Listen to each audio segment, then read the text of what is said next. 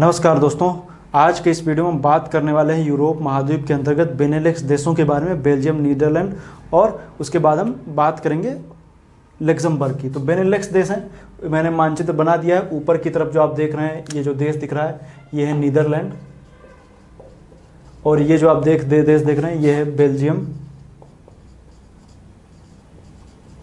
और ये लग्जमबर्ग है। आप देख रहे हैं ये लग्जमबर्ग है। जब आप देखेंगे तो ये आपको कह सकते हैं कि इंग्लैंड के जब आप पूर्व में देखेंगे तो आपको दिखेगा। फ्रांस के ऊपर की तरफ आ जाइए तो भी आपको देखने को ये देश मिलेंगे। आइए देखते हैं इनमें क्या खास है। तो आइए देखते हैं, ये काफ़ी इंपॉर्टेंट वीडियो होने वाला है, इसमें हम देखेंगे। तो बात करेंगे बेल्जियम की, इसमें क्या क्या खासियत है, और देखेंगे कि आखिर नीदरलैंड में क्या क्या खासियत है। तो नीदरलैंड और बेल्जियम में सबसे पहले आपको ये जानना है कि इन देशों के आसपास देखेंगे तो वाटर बॉडी में तो देखेंगे तो आपको नॉर्थ सी वगैरह ही देखने को मिलता है। इस तरफ देखेंगे इंग्लिश चैनल वगैरह, या दक्षिण में डांगर बैंक वगैरह, या कहें ये सब आपको देखने को मिलते हैं। लेकिन ये नॉर्थ सी है। ऊपर की तरफ आप देखेंगे तो यहाँ पर आपको द्वीपों की एक श्रृंखला दिखती है, जिसको हम लोग बोलते हैं वेस्ट फ्रीजन आइलैंड बोलते हैं। और ये जो आप देख रहे हैं ऊपर का देश जो बेल्जियम है, जो नीदरलैंड है, इसमें क्या क्या खासियत है, भौगोलिक विशेषताओं की बात करेंगे तो यहाँ पर चूंकि इस तरफ आप देखेंगे तो ये जर्मनी पड़ता है। ये कौन सा देश है? जर्मनी है। और जर्मनी में जब आप देखेंगे तो जर्मनी के बाद ये आप देखेंगे तो यहाँ से निकलती है राइन नदी। अब पिछली वीडियो जो मैंने जर्मनी की बताई थी उसमें मैंने राइन नदी के बारे में चर्चा की थी। तो राइन नदी की जो चर्चा मैंने की थी, तो आप देख रहे हैं राइन नदी ये निकलने के बाद में आती है, इंटर करती है नीदरलैंड में, और नीदरलैंड में इंटर करने के बाद में ये उत्तरी सागर में गिर जाती है। और इसके मुहाने पर इसका एक बंदरगाह स्थित है, इसको हम लोग बोलते हैं रॉटरडम। क्या बोलते हैं? रॉटरडम। तो एक फेमस बंदरगाह है रॉटरडम, इसको आप याद रखिएगा, परीक्षा में इससे प्रश्न आ सकते हैं कि रॉटरडम बंदरगाह कहाँ पर स्थित है, ये आप लोग याद रखिएगा। उत्तरी सागर में स्थित है, राइन नदी के मुहाने पर स्थित है, ये इंपॉर्टेंट है बिल्कुल, इससे परीक्षा में आपको प्रश्न मिलेंगे ही मिलेंगे, तो इसको आप लोग याद रखिएगा। और जब हम बात करेंगे यहाँ की नदियों की, और कौन कौन सी नदियाँ यहाँ पर पड़ती हैं, तो और नदियों की जब हम बात करेंगे तो यहाँ पर एक दक्षिण में एक नदी पड़ती है, इसको लोग बोलते हैं मास नदी। मास नदी पड़ती है, ये भी इंपॉर्टेंट है। ये निकलती है बेल्जियम के क्षेत्र से निकलती है। बेल्जियम के क्षेत्र से निकलने के बाद में कुछ हद तक बेल्जियम और नीदरलैंड की सीमा बनाती है। आप देख रहे हैं बेल्जियम और नीदरलैंड की कुछ हद तक यहाँ पर थोड़ी दूर तक ये सीमा बनाती है। सीमा बनाने के बाद में ये नदी आगे चल करके ये उत्तरी सागर में ही गिर जाती है। इंपॉर्टेंट नदी नहीं है, लेकिन चूंकि ये हल्की सी बाउंड्री लाइन बनाती इसलिए मैंने बता दिया, ताकि आपको चीज़ें अच्छे से समझ में आ जाएं। चलिए ठीक, आगे आते हैं और हम बात करेंगे। तो यहाँ पर एक दूसरी नदी, इसको हम लोग बोलते हैं सेन्नी रिवर। हालांकि सेन्नी रिवर हम बेल्जियम में पढ़ेंगे इसको अच्छे से, लेकिन ये नदी आती है बेल्जियम से होते हुए आती है और गिरती कहाँ? उत्तरी सागर में गिरती है, ये भी आप याद रखिएगा। बाकी और जब हम बात करेंगे इसके आसपास में, तो और जब हम बात करेंगे तो हमें देखने को मिलेगा कि जो नीदरलैंड है, नीदरलैंड में चूंकि मैं बता दूं कि नीदरलैंड की खासियत यह है कि सी लेवल से काफ़ी नीचे है, मतलब जो समुद्र का तल होता है एक लेवल, सी लेवल, उससे ये काफ़ी नीचे है, समुद्र तल के नीचे है। तो सीधी बात है, जब कोई भी क्षेत्र समुद्र तल के नीचे होगा तो पानी समुद्र का तो आ ही जाएगा। तो उसके लिए नीदरलैंड ने काफ़ी ज़्यादा कह सकते हैं कि यहाँ पर एक कह सकते हैं टेक्निक जो है उसने निजात की है। उस टेक्निक के जरिए इसने क्या किया है, जो नीदरलैंड ने क्या किया है कि यहाँ पर डाइक का निर्माण किया है। डाइक क्या होता है? दरअसल होता है ना, एक तटबंध बना दिया प्राकृतिक रूप से। जो ऐसे एक तटबंध होते हैं, एक होते हैं कृत्रिम तटबंध। तो डाइक दरअसल एक कृत्रिम तटबंध होते हैं, उनका बना दिया गया है। उनको बनाने के बाद में समुद्र को पीछे ढकेल दिया गया है, और वहाँ से जो ज़मीन प्राप्त हुई उसको बोल दिया गया पोल्डर। तो उसी तरीके मैंने यहाँ पर एक डायग्राम बनाया है, उस डायग्राम को देखेंगे तो चीज़ें आपको और अच्छे से समझ में आ जाएंगी। चूँकि बता दूँ, जैसे आइए मैं बताता हूँ इस डायग्राम के बारे में। आइए मैं इधर थोड़ा सा और अच्छे से आपको बता दूँ बना करके। तो आपको जैसे मान लीजिए ये क्या है, ये कोई सी लेवल है, ये सी लेवल है। सी लेवल के बाद में जान रहे होंगे यहाँ पर ये पूरा ये भूमि का क्षेत्र है। लेकिन अगर जो मान लीजिए इस क्षेत्र में खेती करनी, तो क्या कीजिए, यहाँ पर एक तटबंध बना दिया गया। क्या किया गया? तटबंध बना दिया गया, ताकि समुद्र का पानी इस तरफ ना आ पाए। अब फिर क्या किया गया कि यहाँ का जो पानी इस तरफ था, इस पानी को क्या किया गया? हटा दिया गया। तो यहाँ पर कुछ इस तरीके से तल मिल गया, और ये जो एरिया था इसको बोल दिया गया डाइक, और जो ज़मीन प्राप्त हुई है इसको बोल दिया गया पोल्डर।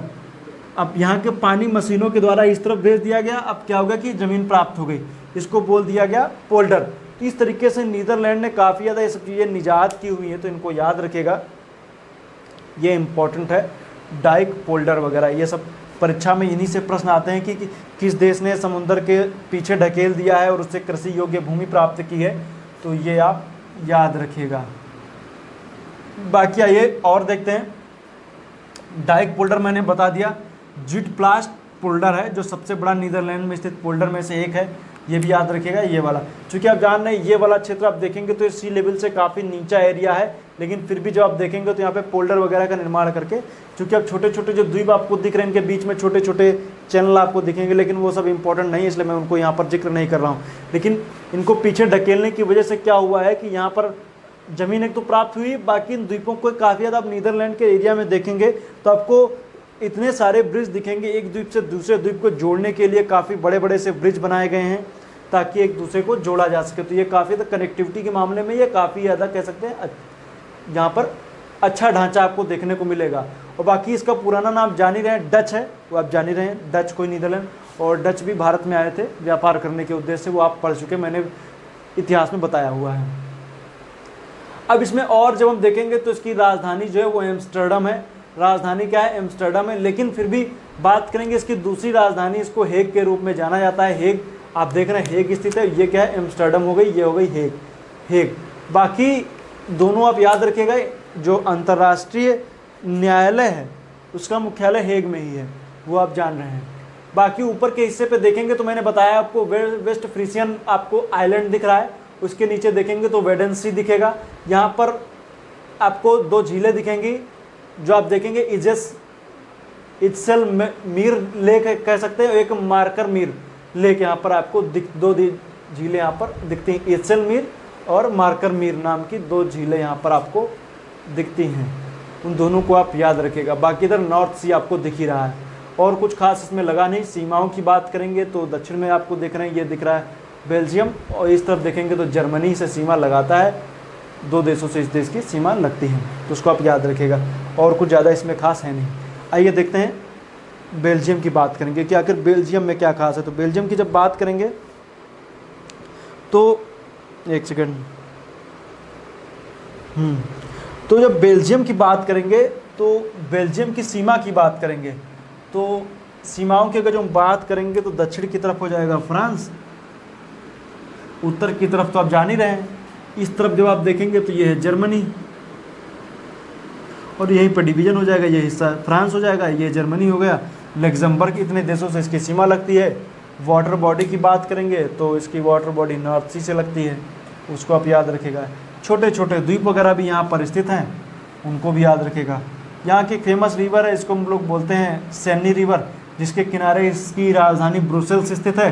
और यहीं पर आप देखेंगे तो इसका एक एंटवर्प है, कह सकते एंटवर्प दरअसल जो हीरे के लिए काफ़ी फेमस, हीरे की जैसे कह सकते हैं तराशी वगैरह जो की जाती है, हीरे के डिज़ाइन वगैरह बनाई जाती है, तो हीरे के लिए, हीरे के व्यापार के लिए जो यहाँ का एंटवर्प शहर काफ़ी ज़्यादा फेमस है। गहने वगैरह एंटवर्प में खूब बनाए जाते हैं, इसको आप लोग याद रखिएगा। तो एंटवर्प जो है वो गहनों के लिए प्रसिद्ध है। कहाँ पर स्थित है तो वो कहाँ पर है तो आप जान रहे हैं, मैंने बताया आपको बेल्जियम में स्थित है। ये इससे प्रश्न आपको देखने को मिलेगा ही मिलेगा कि ये इसमें वहाँ पर ये स्थित है। बाकी और जब हम इसमें बात करेंगे तो हमें कई सारी इसमें चीज़ें देखने को मिलेंगी। हाँ आइए देखते हैं, एक चीज़ और मैं बता दूं, ये वाला एरिया जो आपको दिख रहा है इसको हम लोग बोलते हैं एड्रेंस। एड्रेंस का एरिया जो आप देख रहे हैं, इस एरिया कह सकते हैं एक तरीके से थोड़ा सा पहाड़ी एरिया है। इसमें आपको कई सारी जैव विविधता का एक तरीके से कह सकते हैं एरिया है। इससे यहाँ से ये मास नदी भी निकलती है जिसके किनारे इसका लिज शहर स्थित है, और यहाँ पर जैव विविधता तो पाई जाती है। यहाँ पर बहुत सारी छोटी छोटी पहाड़ियाँ, घाटियाँ, नदियों का पूरा कह सकते हैं काफ़ी एक तरीके से हल्का सा एक तरीके से पश्चिमी घाट जैसे आपको दिखता है दक्षिणी वाला, उस तरीके की यहाँ की सिचुएशन पाई जाती है। और जो मैंने बताया एड्रेंस, जो आप प्रथम विश्व युद्ध पढ़ेंगे तो उसमें एड्रेंस की एक जंग भी लड़ी गई थी, और एड्रेंस का एरिया लग्जमबर्ग, जर्मनी, बेल्जियम, इन तीनों एरियाओं में पड़ता है। ये पूरा एरिया है, याद रखिएगा इसको। बाकी एक लग्जमबर्ग है, लग्जमबर्ग की राजधानी लग्जमबर्ग सिटी, और कुछ खास है नहीं, एड्रेंस एरिया इसमें भी है, तो इसको भी आप याद रखिएगा। बाकी ये बेनेलेक्स देश है। कौन कौन से देश हैं? बेनेलेक्स,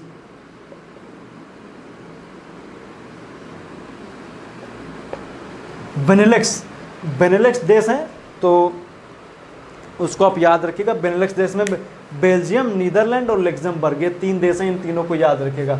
ये इनसे प्रश्न आ सकता है आपके सामने कि कौन कौन से बेनेलक्स देश हैं, तो इनको याद रखिएगा। बाकी कुछ और इसमें मुझे कुछ खास लगा नहीं। और इसमें भी आप जैसे पढ़ते हैं तो 2 कंपनियां, एक है सेल, दूसरी फिलिप्स। दोनों कंपनियों के आप नाम सुने होंगे, काफ़ी बड़ी दिग्गज कंपनी सेल जैसे है, और एक फिलिप्स है। फिलिप्स और सेल जानी रही, दोनों कंपनियां जो हैं, ये दोनों कंपनियां नीदरलैंड की कंपनियां, डच कंपनियां हैं। फिलिप्स को कहते हैं, इसकी स्थापना तो हालांकि बेल्जियम में हुई थी, लेकिन ये थी कंपनी कहाँ की, डच की ही थी। तो उसको अभी आप याद रखिएगा।